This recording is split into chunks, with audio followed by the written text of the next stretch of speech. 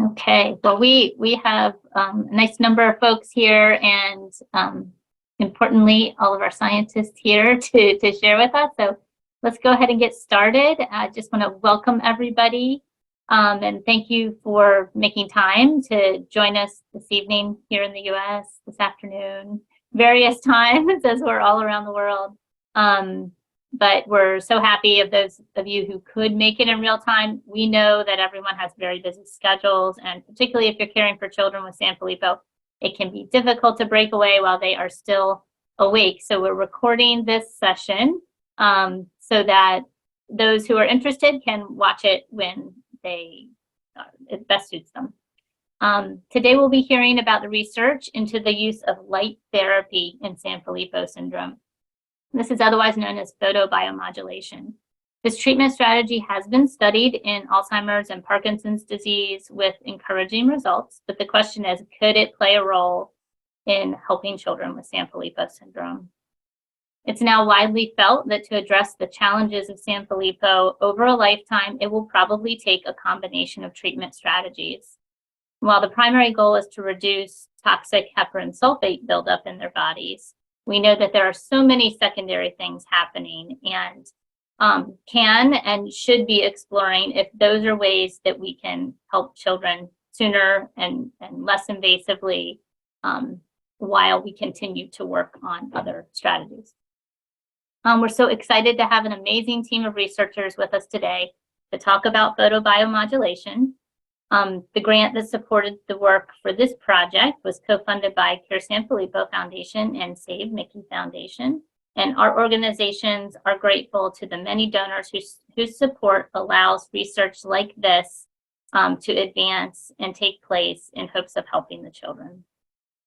So joining us today are Dr. Paul Austin, Head of Laboratory Neuroimmunology and Behavior of the Brain and Mind Center at the University of Sydney in Australia. Then Professor Kim Hemsley, Head of Childhood Dementia Research Group and longstanding Sanfilippo researcher from Flinders University in Australia. Dr. Adeline Lau, a Neurometabolic Disorders Fellow of the Childhood Dementia Research Group at Flinders University in Australia. And last but not least, Professor John Mitrofanis of the Université Grenoble Alpes in France.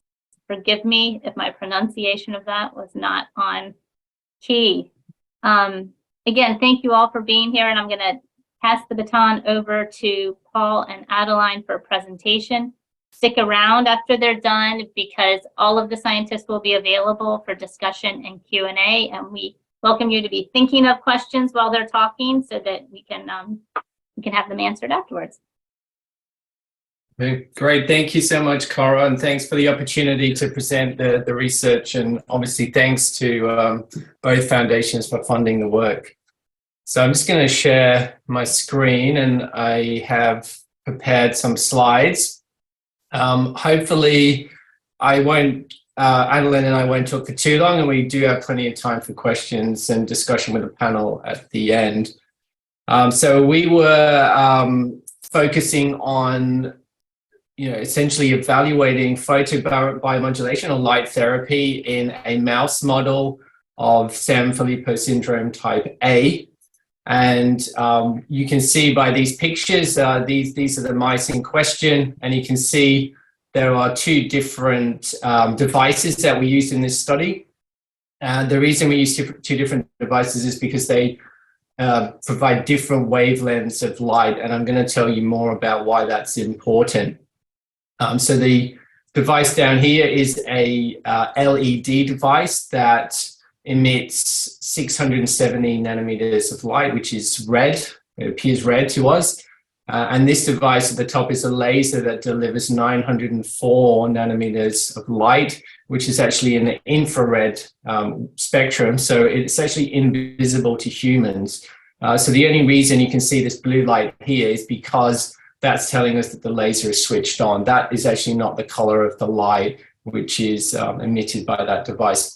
So all of the results that I'm going to share with you today are using these two different wavelengths of light. So what is photobiomodulation or light therapy, which I'll mainly just use the abbreviation PBM from now on, but it's referring to either the red light device that we use, which emits 670 nanometers, or the laser device, which is 904 nanometers, which is in the infrared range.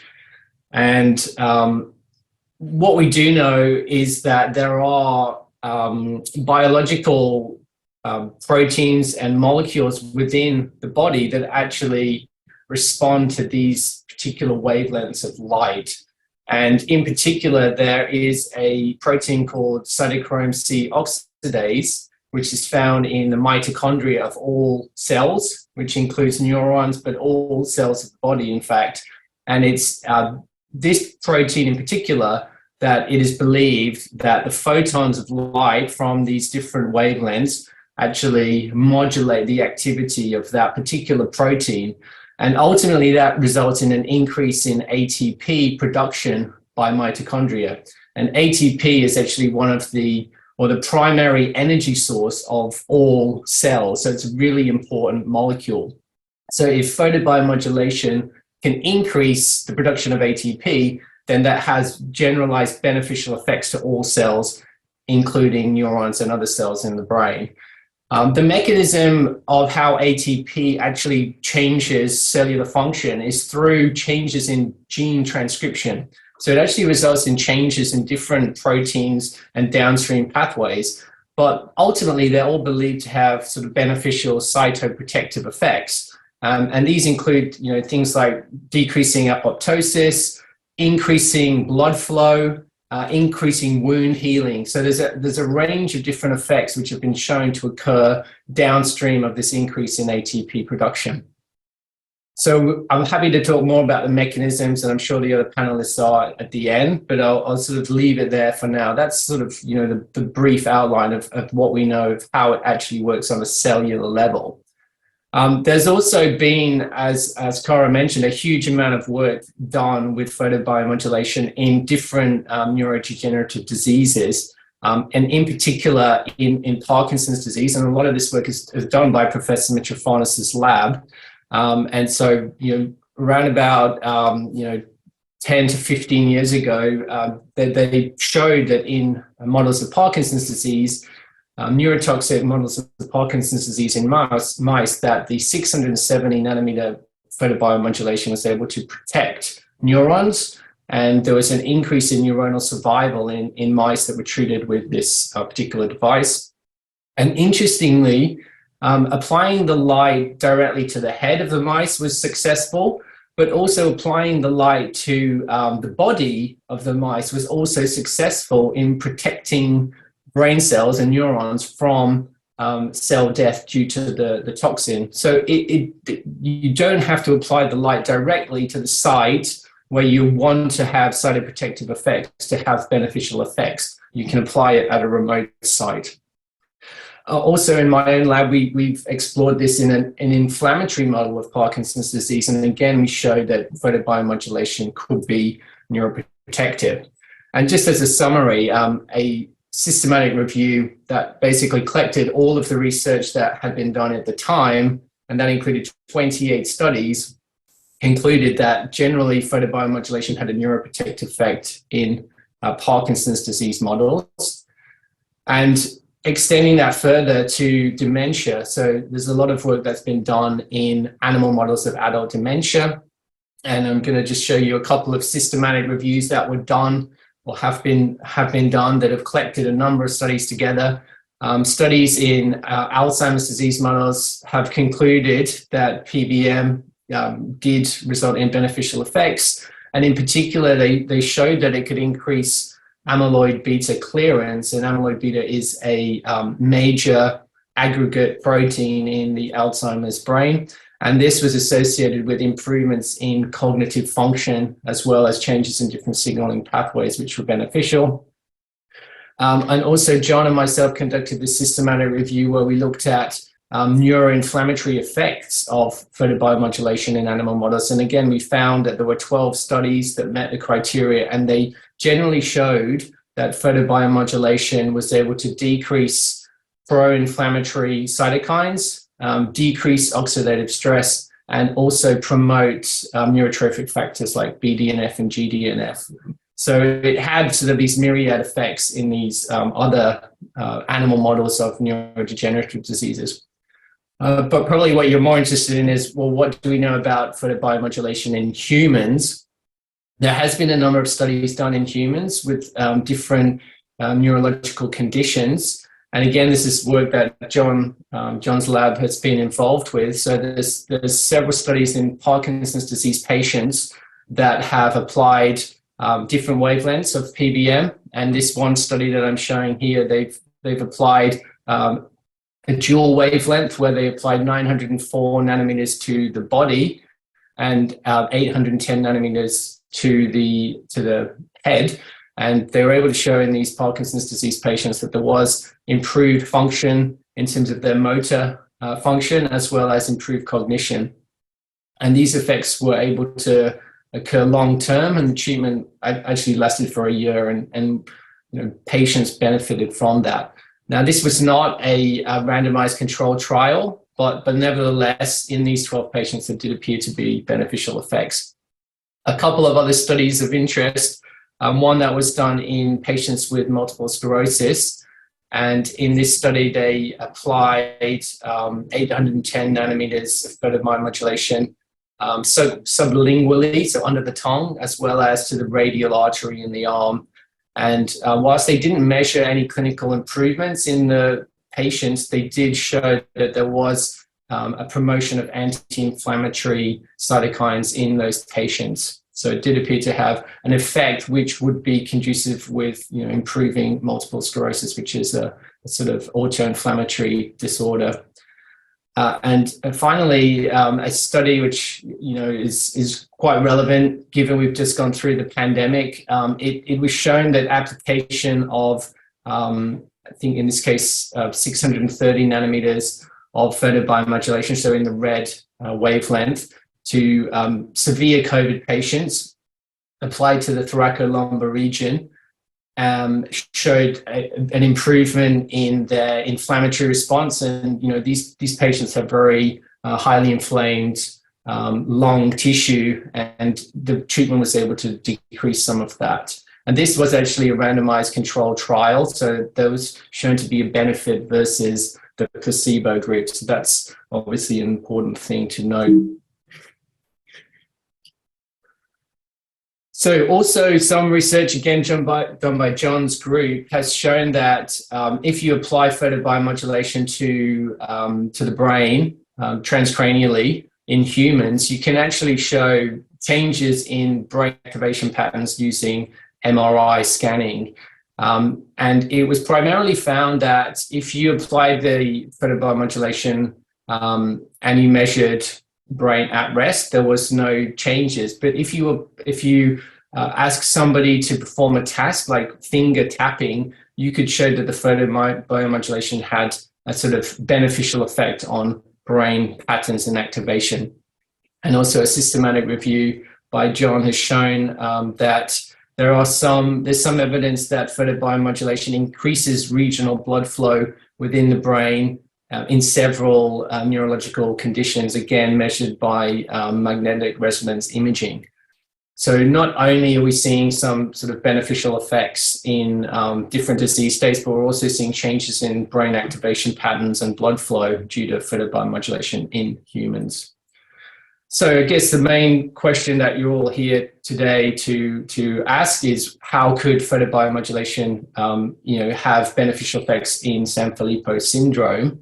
And in particular, I think the activation of glial cells within the brains of, in the brain in Sanfilippo syndrome is an important secondary pathological effect that we could expect photobiomodulation to potentially have an effect on. So you can see, I know this is an extremely busy slide, so I'm just going to go through it slowly. So we've got on the left-hand side, we've got the brain cells that we know as glial cells, and they come in different forms, and actually glial cells are as abundant as neurons within the brain. And we have two different types of glial cells, and the first one is called the microglia, and the second one is called the astrocyte. Now, essentially, these cells are there to protect and support neurons, and so they do have a very important function. And when they're in a healthy brain, they sort of look a little bit like this. For the microglia, they have lots of these fine processes, and astrocytes, again, is a sort of star-shaped cell type. Now, in the early stages of the disease in Sanfilippo syndrome, we do see activation of glial cells, and so they change their shape or change their morphology, and in particular, the microglia become more sort of round or more amoeboid, and the astrocytes become even more, complex in terms of their different processes. And we know that this is because of sort of neuroinflammatory changes which are occurring in the brain, and we do see a release of pro-inflammatory cytokines from these activated glial cells, things like IL-1 beta, and also we see a decrease in neurotrophic factors, which are really important for the health of neurons. So we see an increase in pro-inflammatory cytokines and a decrease in neurotrophic factors, and that, of course, has negative effects on the health of the neurons, which we know are already in stress due to the accumulation of heparan sulfate. So we believe that photobiomodulation, given that we know it targets inflammation and it can boost neurotrophic factors, we believe that that will have beneficial effects on the brain in Sanfilippo syndrome by having some anti-inflammatory effects on the brain, and therefore improving the overall environment and health of neurons. And I should say a lot of this original glial activation work was done in Kim's lab, and she was really the first person who's characterized these changes. And they occur very early in the mouse model. About 3 weeks postnatally, you see these activation in glial cell patterns in the mouse model. Also, we believe, because photobiomodulation, it doesn't just act on the tissue where it's applied, it will also have widespread effects. As I said, you can apply photobiomodulation at remote sites and you can still get effects in the brain, and that's actually, we believe, because photobiomodulation is acting on all cells within the body. So we believe that applying photobiomodulation in the mice can actually have some beneficial effects on generalized inflammation, which is found within peripheral lymphoid organs like the spleen, like lymph nodes. We know that these are altered in Sanfilippo, and a paper from a number of years ago by DeRosio showed that in MPS IIIB mice, there were enlarged spleens and enlarged lymph nodes, and these contained large numbers of activated immune cells, particularly T lymphocytes. And they also looked at the brains in these mice and found there was signs of autoantibodies, which are obviously causing negative effects on the brain. And there was also other multiple genes that were associated with the immune system that were upregulated within the brain. So they hypothesized that peripheral immune activation also does contribute to brain pathology, but also likely to other pathologies in peripheral organs. A study at the same time by a different group showed that within the brain, there was an upregulation of lots of cytotoxic proteins, in particular granzyme B and perforin 1, again in the same mouse model, the MPS IIIB mouse model. And they were able to determine that these particular proteins are really only produced by two types of immune cells: natural killer cells, or NK cells, and cytotoxic T cells, or CD8 T cells. So because these are the only cells that produce these particular cytotoxic proteins, they concluded that these particular immune cells must be important in the pathology within the brain, even though that they are generally found within the blood and the circulation. The fact that these proteins were in the brain suggested trafficking of these immune cells into the brain. And this is quite sort of controversial at the time, I guess, because we didn't really think immune cells would get into the brain and have an effect. But that view has changed quite a lot over the last few years. Okay, so prior to starting the present study, we conducted a pilot study. So this again was with the same team, with Kim, Adeline, and John, and myself. We conducted a pilot experiment in the MPS IIIA mouse model of Sanfilippo syndrome. And we used the LED device, the one that emits 670 nanometers of light. We used it at a particular energy density of 2 joules per centimeter, and that was given every day for 2 weeks in pre-symptomatic mice that were only 3 weeks old. But that's the time when we know that glial activation in the brain and the retina does occur. We use this dose purely because we'd found it was successful in our earlier studies in Parkinson's disease. And we found in this experiment that this particular dose was able to reduce microglial activation within the retina. And we know retinal pathology is obviously very important in Sanfilippo syndrome.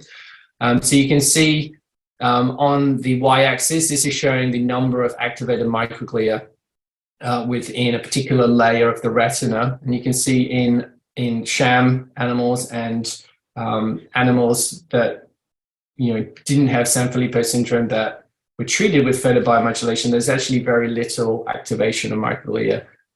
In the MPS IIIA mice that were not treated with the photobiomodulation, you can see an increase in the number of activated microglia, and you can see with the 670 nanometers LED treatment for 2 weeks, we saw a reduction in the number of activated microglia within the retina.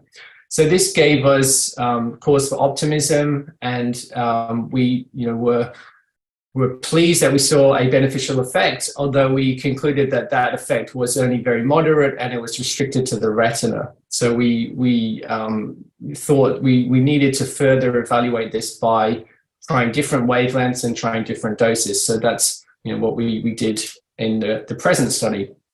And just to give you some more information about why different wavelengths are important, well, we know that 670 nanometers, it has lower tissue penetration. So treatment within the red wavelength has lower tissue penetration, but it has higher photon absorption into the mitochondria.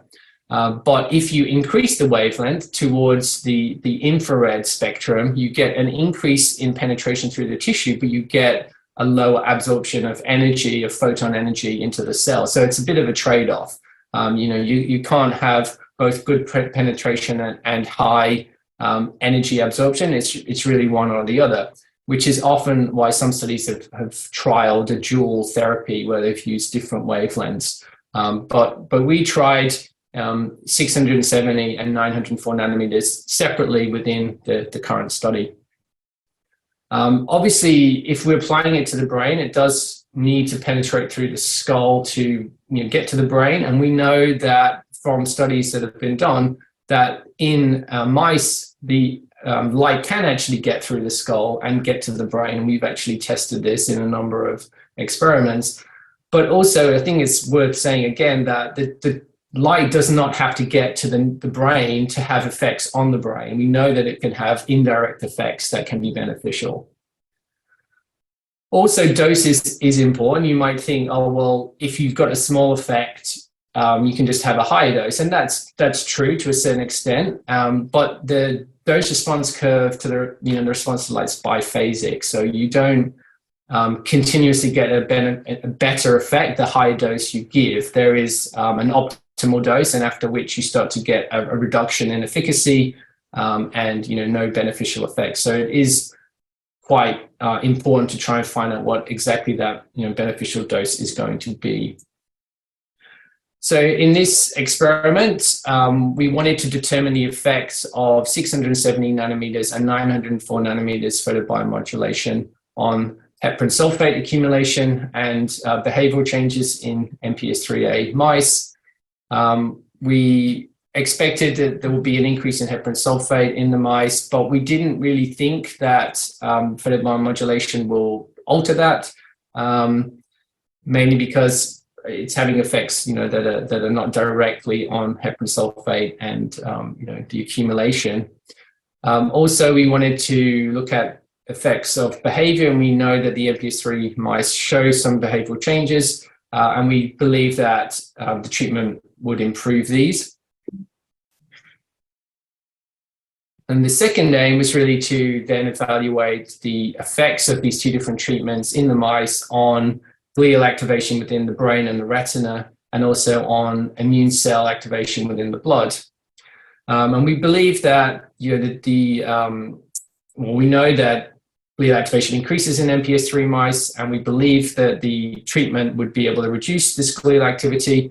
And we also hypothesized a pro-inflammatory shift of immune cells within the mice, and that photobiomodulation could potentially reduce this.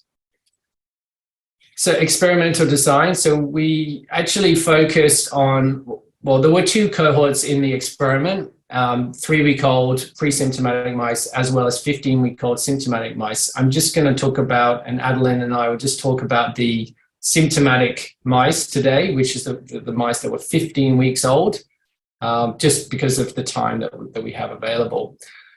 So the experimental design, we had 4 groups of mice. We had the wild type mice, the MPS III mice, and then 2 treatment groups, one with the LED, which is 670 nanometers, and one with the laser, which is 904 nanometers. The energy density was double what we gave in our pilot study, where we had moderate effects only within the retina. And we did a number of different studies within the experiment. We looked at behavioral testing. We looked at the changes within the retina and glial activation. We looked at heparan sulfate accumulation and glial activation within the brain. And then we looked at the immune profiles within the blood. So I'm just going to hand over to Adeline, who's going to talk through the next few slides. I don't know, Adeline, if you want to share on your computer, would that be easier? I'm not quite sure how to change the screen to me. I can do that. If I stop sharing, do you have the slides? I do. Yeah. Sorry. They're in my downloaded folder. Sorry, I expected to be doing it off of your screen. Oh, I can go back to that if that's easier. That's fine. One moment.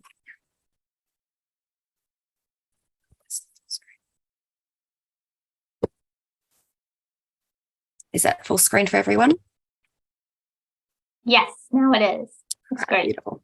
All right. So as well as the in vivo portion where we did the treatment part of the study, the Flinders team were involved in looking at the biochemistry. So we ran our brain samples through the heparan sulfate assay. This is a fully quantified method that we've developed here using tandem mass spectrometry. We also assessed the behavior of the mice in an open field test. So in this test, the mice are allowed to explore a novel chamber. They basically walk around for 5 minutes, and we use video software to record this. And we do this while we're blinded to their treatment and genotype status. And then after this, we then analyze these videos using NMA software to see how much movement they have in each of the different areas of the test. So the inner field versus the outer field, and the total path length. We also used 2 different motor tests in this study. So we had a negative geotaxis test. So here the mice are simply placed on a wire grid. They're positioned so they're faced upwards, and a normal mouse would like to then reorientate itself to face downwards and climb down. So we measure that latency time to reorient themselves. And similarly, we use a pole test. So they're placed facing upwards at the very top of the pole, and the time to turn around and then climb to the base of the pole was recorded. So there's 2 measurements there. We also then took various samples, blood, brain, and the eyes. And for us, we analysed the retinal histology in that eye layer. Let's see if I can minimize this. So we looked at using a H&E stain, the thickness of the different layers within the eye, and we used a lectin stain to see how many activated microglia were present in each of the layers. So firstly, looking at this PBM treatment, we started the treatment at 15 weeks of age, and it continued for 2 weeks. The mice were very, very healthy. It was a very safe treatment. You can see here it had no effect on the percentage change in body weight compared to either of the 2 control groups. So that's very reassuring. With the behaviour, this is the open field test here. Generally, what we see at this age are that the Sanfilippo or MPS IIIA mice are hypoactive, and there was a trend towards that in our different measurements here. So either the automated analysis using the AnyMaze software or a manual scoring that we use as well.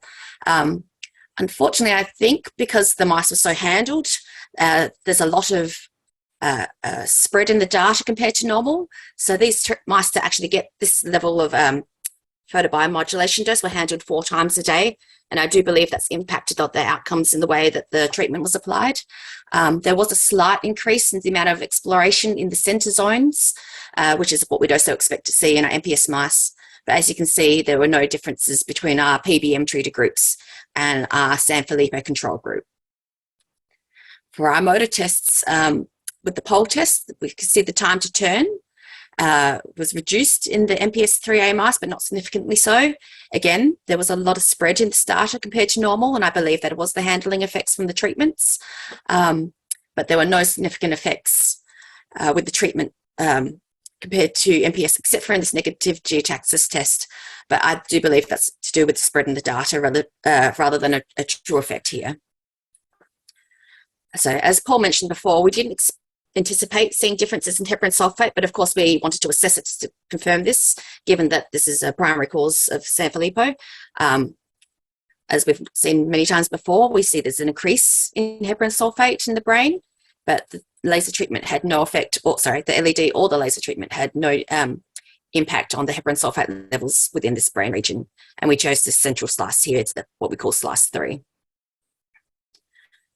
In terms of the retinal thickness of the eye, we've looked at lots of different layers, starting from the layer where the light is entered into the eye through to deeper layers. You can actually see that, as we've known before from our previous work in our lab, there is a thinning of the retina in the Sanfilippo mice. There's in particular layers within the eye, the retina, sorry, you can see there was a thickening in the wild type compared to the Sanfilippo controls, but the PBM treatment didn't have any differences in reversing this retinal thinning. The one I was most interested in seeing from our lab was the effect on the microglial activation. So this is the marker that we saw a slight effect before at the lower 2-grade dose.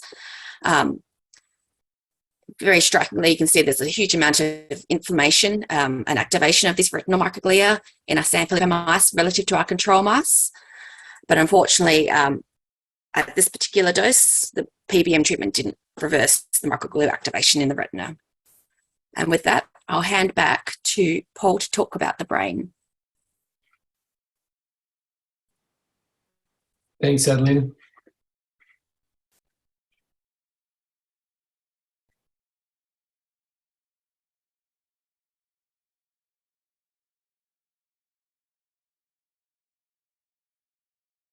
So we also assess glial activation within the brain, and we use a number of different markers to do this. The glial markers are the glial fibrillary acidic protein, or GFAP, for astrocyte activation, and ionized calcium binding adapter protein 1, or IBA1, for microglial activation. So these are the sort of glial cell markers. And then we also looked at a couple of different phenotypic markers. We looked at the C3 complement protein, which is co-expressed by pro-inflammatory glial cells, and we also looked at the anti-inflammatory markers, CD206, which is a surface marker on anti-inflammatory microglia, and also on brain-derived neurotrophic factor, which is a neurotrophic factor which supports neuronal health. So we looked at these markers alone and also in combination. And we also did a very broad analysis of immune cells within the blood, and we looked at a large panel of different immune cell markers to be able to phenotype different immune cells and look at the numbers of these different cells within the blood. So within the brain, we looked at the microglial activation. And what you're seeing in this panel here is the actual immunofluorescent images, and you can see in the wild type mice there is quite a low amount of IBA1 or activated microglial expression, and it increases in the MPS III mice. And then you can see the two different treatments at the bottom. So obviously it's difficult to quantify that just by looking at the images alone. So we actually did some analysis where we quantified the amount of expression, and we found a significant increase in IBA1 expression in the MPS III mice compared to wild type. And we also found that, in particular, the 904 nanometers treatment significantly reduced microglial activation in 3 of the 4 brain regions that we looked at, which were the hippocampus, the thalamus, the superior colliculus, and the cortex. So this was quite a broad effect of a reduction in microglial activation, but only with the 904 nanometer treatment. We did not see a significant decrease in treatment with the 670 nanometer treatment.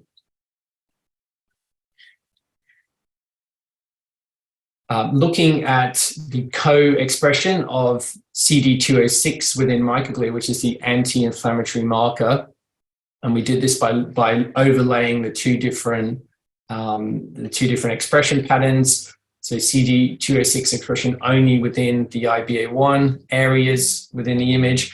And what we were able to see was that in one brain region, in the superior colliculus, we saw a significant reduction in the expression of CD206 within the MPS IIIA mice. So that suggests, at least in that one brain region, that there's a reduction in anti-inflammatory microglia within the Sanfilippo mice. That was only within this one region, although there was a sort of similar trend in a couple of the other regions which were not significant. However, the photobiomodulation treatment was unable to restore these anti-inflammatory microglia back to the wild type level. So there was no real effect of the treatment, unfortunately, in this particular measurement. This is showing the astrocyte activation within the mice. Again, you can see in the wild type mice, there's very little astrocyte activation, and in the MPS III, there's quite a large amount of astrocytic activation. And you can see on the left here, the graph showing the quantification of the expression of GFAP. And you can see that there is a very significant increase in GFAP expression within these 3 particular brain regions, not so much in the hippocampus though. But we did not see any significant effect of the treatment. So the treatment at either 670 nanometers or 904 nanometers was not able to significantly reduce the amount of astrocytic activation within the MPS III mice, although perhaps a small trend or a small effect of the 904 nanometers, but not significant. In terms of the expression of the neurotrophic factor BDNF specifically within astrocytes, what we see is that there is a significant reduction in BDNF expression in astrocytes in the MPS IIIA mice, as we expected, and that was a significant decrease, particularly within the thalamus and the superior colliculus. But again, unfortunately, there was no significant improvement in this with the photobiomodulation treatment at either wavelength, although again, perhaps a small trend with the 904 wavelength. So in terms of the immune cells within the blood, we see that there is an increase in the numbers of some immune cell types within the blood of the MPS IIIA mice. So you can see in particular, there's a significant increase of cytotoxic or CD8 T cells within the MPS IIIA mice. There's also an increase in CD19 B cells, and B cells are the cells which produce antibodies. That's a significant increase in the MPS IIIA mice here, which has never been determined before.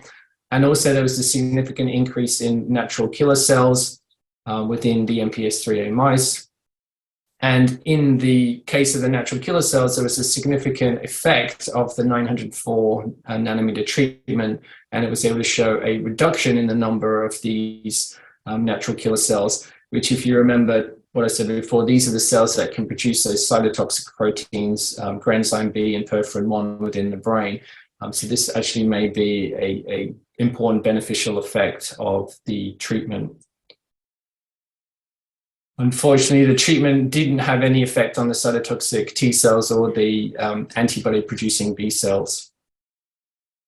So in summary, as we expected, photobiomodulation, it didn't have an effect on heparan sulfate accumulation, but it had potentially some behavioral effects on negative geotaxis, although, as Adeline said, because the mice were handled extensively, the behavioral results were a little bit unclear. The 904 nanometer treatment did significantly reduce microglial activation in multiple brain regions, and this is probably our most important effect or clearest effect, but it didn't have any effect on astrocytes or other microglial cells in the retina. 904 nanometers had no glial effects in the brain or retina. The anti-inflammatory CD206 microglia and BDNF expression were reduced in the superior colliculus of the MPS 3A mice, but unfortunately, photobiomodulation did not restore these. And similar to the MPS 3B mice, which I told you about at the beginning, there was an increase in certain immune cell populations within the MPS 3 mice blood, in particular the cytotoxic CD8 T cells, and also B cells and natural killer cells. They were significantly increased, and this is sort of new information that has not been determined before. And also 904 nanometers of photobiomodulation could significantly reduce the number of natural killer cells in the blood, which may have some beneficial effects on the pathology within the brain, which appears in the MPS 3B mice at least to be important. So just a quick sort of schematic overview. We've determined that there's increased microglial activation, or we've confirmed increased microglial activation, and also shown for the first time a reduction in anti-inflammatory microglia in the MPS 3A mice. We've confirmed a reduction in BDNF in the MPS 3A mice. And the main effect that we've shown in terms of photobiomodulation is that it can reduce microglial activation in multiple brain regions. We've also determined effects on blood for the first time, an increase in CD8 cytotoxic T cells, NK cells, and B cells in MPS 3 mice. And we've shown specifically PBM can reduce the NK cells. So where can we go from here? Well, we could do further characterization of the different glial cell phenotypes in the MPS 3A mice, given this new information that CD206 may be reduced. We can also start to look at the effects on neurons of changes in microglial immunoreactivity. Does that have any effects on any changes within neurons or any of the primary or secondary accumulation of proteins within neurons? We probably should explore different parameters of PBM, given the findings of microglial effects in the retina of a lower dose of 670 nanometers, but not at a higher dose. And also the fact that 904 nanometers seems to be much more effective in terms of brain microglia activity. So potentially a dual treatment with different doses might be something to look at. Also, we need to further determine the changes in different immune cells within the blood and what effect that has on the pathologies. And of course, given the encouraging results from the use of photobiomodulation in humans, potentially some small or initial clinical studies in Sanfilippo patients will be something we'd be interested in exploring further. So with that, I'd just like to thank all of the people that were involved, in particular from my lab, a student last year, Kevin Jin, who did a lot of the work in terms of microglial activation and astrocyte activation, and also the immune cell profiling. And also, Kim's lab and Adeline, they did all of the photobiomodulation treatments. which were very time consuming, and the animals were treated multiple times per day. So this is a huge workload. So a huge thank you to them. And also huge thank you to Helen in particular, who did all of the retinal analysis, microglial activation in the retina. And of course, huge thank you to John for all of his guidance and his wisdom in terms of photobiomodulation. And finally, a huge thank you to the people that funded the work, the Cure Sanfilippo Foundation and Save Mickey Foundation. And with that, I'd just like to stop and start answering some of your questions and hopefully hear from the other panelists. Yep, thank you so much for that wonderful presentation. We do have a couple of questions, and I just want to like kind of set the frame a little bit. It is so important in research to understand not only what works, but what maybe doesn't work, because those are incredibly valuable learnings that point us on the path towards ultimately getting an effective treatment. So while you heard the scientists really kind of lay out very meticulously, okay, we're learning this here and we're learning that here, that's guiding their future direction. So I really appreciate hearing that detail, because that's important too. Okay, let's go down these questions here. Okay, so the first question is, what do you think the impacts would be about intentional practical access to natural light and having that easily accessible at the sunrise and sunset? Well, I'll say a few words. I think the doses of light in terms of the energy that we are talking about are probably much higher than natural daylight. So I don't know exactly what the energy density would be from what would be received from sunlight, but I suspect it'd be an order of magnitude less than the sort of treatment that we are talking about. I don't know if John wants to comment. I know that he's sort of looked into this. I'm sorry, John. I think you did kind of answer that in the chat, but if you'd want to elaborate a little, that'd be great. Oh, it's one of my pet favorite topics. But Paul's right. The dose is a lot less from natural sunlight, and what a regular photobiomodulation device will give a lot stronger dose. They say that the sunlight around about midday is equivalent to a photobiomodulation device. So when it's at its strongest, it sort of becomes comparable. And the ratio of red to near infrared is greater towards the end of the day. And that's thought to rejuvenate our cells and repair our cells, whereas blue light tends to be more in the mornings to increase our attention.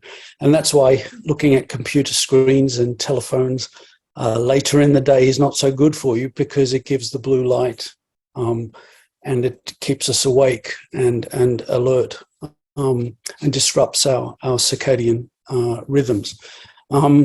So it's naturally better towards the end of the day, and the dose is much less. And all we're doing is tapping into that natural system. We're taking the good part of the sunlight and using it for our benefit. And that's the wonderful thing of photobiomodulation. It's a natural thing that the universe has given us. And let's face it, we were made by light. We were made by light and water. Why shouldn't it be effective? Thank you, John. It's interesting to see the association with multiple sclerosis, which is an autoinflammatory condition, and that tends to be less prevalent in areas where there is more persistent and brighter, stronger sunlight. So kind of interesting about the midday being kind of like a device, and very relevant to our kids who tend to be super interested and engaged in devices, about having access to those at nighttime. And so that might be an interesting clue for us to make sure we have the blue light filters on devices if children, our Sanfilippo children, do need to use those to settle down, to think about the light exposure there. Okay, our next question was around pre-symptomatic versus symptomatic children and the benefits. And I think that was before you had moved into talking about the symptomatic animals. So that was good. We got to hear that. Do you have just kind of a quick synopsis? Did you see significantly different or better outcomes on pre-symptomatic versus symptomatic? I mean, in this experiment, the 15-week-old symptomatic mice showed, a better effect, particularly with the 904 nanometers of light, which is why we, chose to just focus on that experiment today. In the previous experiment where we looked at the pre-symptomatic mice, there was a small effect in the astrocytes within the brain, but it wasn't significant. It was similar to the results I just presented. There's like a glimpse of an effect, but it's just not significant. So, it may be that it is having some effects in both cohorts. It's just that was more apparent in the symptomatic cohort because those effects are sort of, there's more pathology, and so you've got more opportunity to see a beneficial effect within the treatment. Gotcha. Do you think that the short time frame of therapy being 2 weeks could impact the results? Would we expect different results if treated longer? Absolutely, yeah. I mean, John was talking to me about this over the weekend. He was suggesting that 2 weeks is not a very long treatment, and that study in Parkinson's disease patients was for 12 months. And so they were getting treated every day for 12 months, and they saw beneficial effects. This is a very short paradigm, but nevertheless, it was a very difficult experiment for Adeline and Kim because some of these mice were getting treated for 20 minutes at a time with the laser 4 times a day. So we were sort of limited to how long we could run this experiment for. But if we were to develop a clinical therapy, we'd have to figure that out. What is a realistic way that we could deliver this for a longer period of time in a comfortable way? And, but I think if you were proposing a clinical trial, you want it to go for much longer than what we've done in this experiment. Mm-hmm. Mm-hmm. If I could just make a comment on that, some of the experiments that we've been running in Grenoble on Alzheimer's mice go for months. The first kind of benefits really start after 2 or 3 months in these mouse models. I would say have an extended period of time. The other thing I just want to comment, just given the opportunity, is I've been involved in a study with children with autism, and they've been quite compliant with wearing the helmet. They kind of see that, well, this is an astronaut type of thing, and the lights really fascinate them. The people involved with children with autism in their studies, they say that the compliance is one of the biggest issues with them. But they seem to take to the light helmet. They're quite fascinated with it. A study on the Sanfilippo children, I think, would work well. Yeah.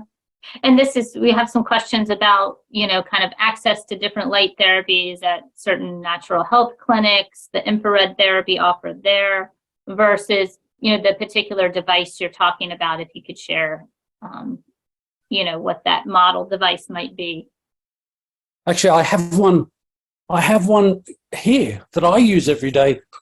And it looks kind of astronaut-y, Neil Armstrong type of thing. And it just fits on like that. And if I turn it on, you could see that it looks fantastic. and the children, at least the children with autism, are quite fascinated with it. So it's pretty cool. Yeah. So noticing now that it actually blinks, is this something that might be of concern in children that have, at a higher risk of seizures or already have seizure disorders?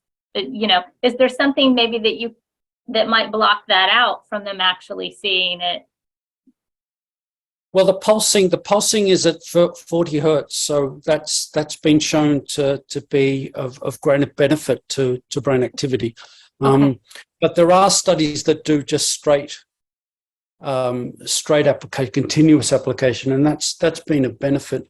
But I think we could modify the parameters for different types of children. I'm aware of one child that has been suffering epilepsy from a very young age, and she's been using it, and she's been fine so far. Mm-hmm. So I think things can be modified for individual cases. Sure. Okay. Yeah, just wanted to say that the treatment that we gave was continuous, wasn't pulsed Okay. in the experiments. Yeah. Okay. Is that something you might consider, for future work to incorporate a pulse device? And or there was one question about how you might handle, adjust how you're kind of administering the therapy to mice, since those certain challenges kind of came up in the study. Well, we've been talking about that very thing with Adeline and Kim and Paul, that what we're doing in Grenoble, because it's such an extended period, that we're giving the mice the light over a year, and you don't want to be on the mouse for 20-40 minutes of a day. So we've been talking about ways of what we're doing in Grenoble is attaching the light on top of the cage. So at least there's some part of the day where the mice are exposed to the light. And as Paul indicated, that it doesn't have to be directly on the head. It can access any part of the body. Mm-hmm. Mm-hmm. Do you think that would also apply to if the child was in a small room and you had the light versus something that they were wearing? Again, just kind of thinking about individual situations where one child might wear it easily and one might not. I've heard of cases of people having light bulbs with infrared light, so you don't necessarily see it, and it's changed various parameters of their vision, for instance. So even though the dose is much lower, things I think could be modified for individual cases on particularly sensitive children, when maybe we could think about doing that sort of thing. Yeah. But as remarkable as that is, it is effective. Okay. John, could I just ask a question? And bearing in mind, I think many of the children with Sanfilippo will have probably some difficulty with devices on their body. What about a mat or something that a child could lay on and be exposed? It may need to pass through clothing, of course, but that would be something where there was no actual device on the body itself, or a pillow. There are TheraPads filled with LEDs, and most people with shoulder pain or knee pain or some kind of musculoskeletal ailment wrap it around them. So something could be devised for that in that way.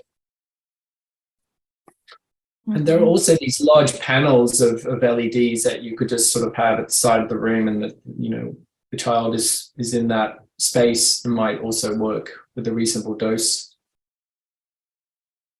Okay. Leslie, I think you had a question related to melatonin, and maybe it'd be better if you could ask that, if you don't mind. I just know that natural light exposure affects natural production of melatonin, and knowing that at least my child suffered greatly with sleep disorder for many years. Is that something that this could potentially help? Have you seen that in other weaker kids with autism or other populations where it's had beneficial effects on sleep? Do you want me to take this, Paul?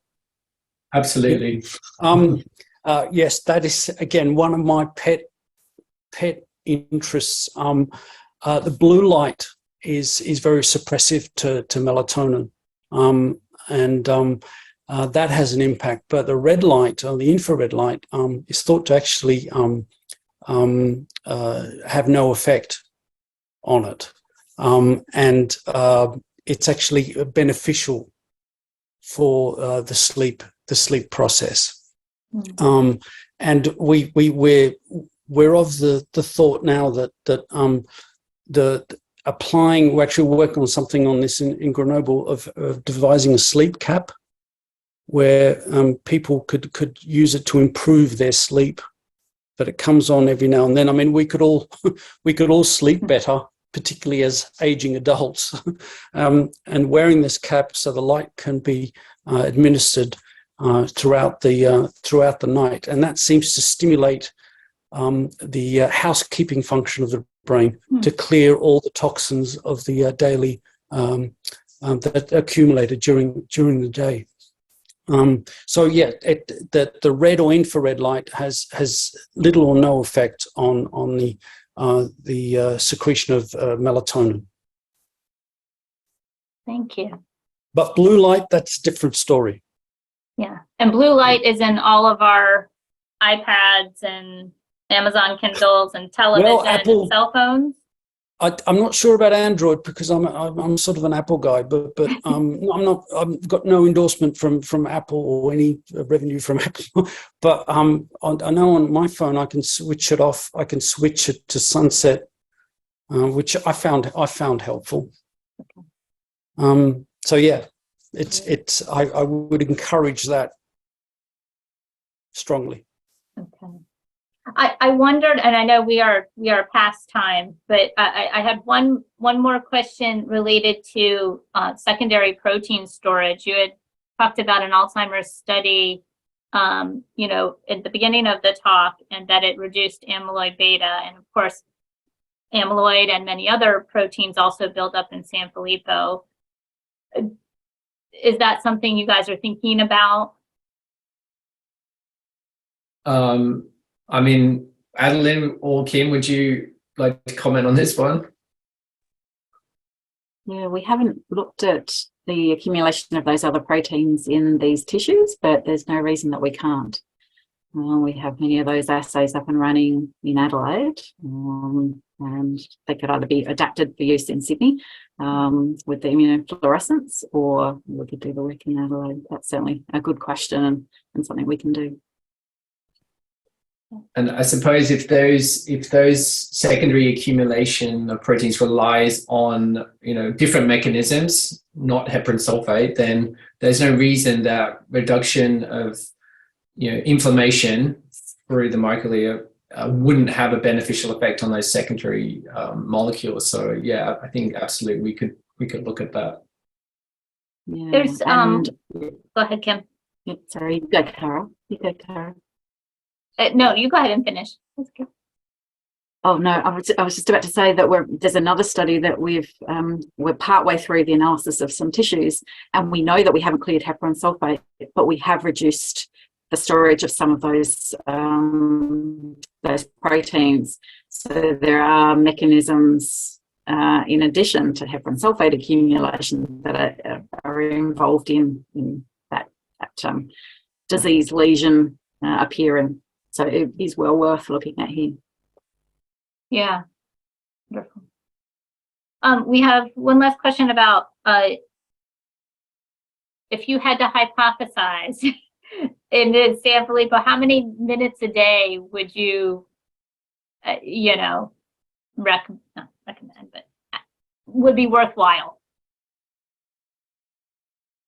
I mean, that's difficult to answer because it really depends on the energy density that's being delivered. So if you can get a higher energy, then you can have a lower treatment time.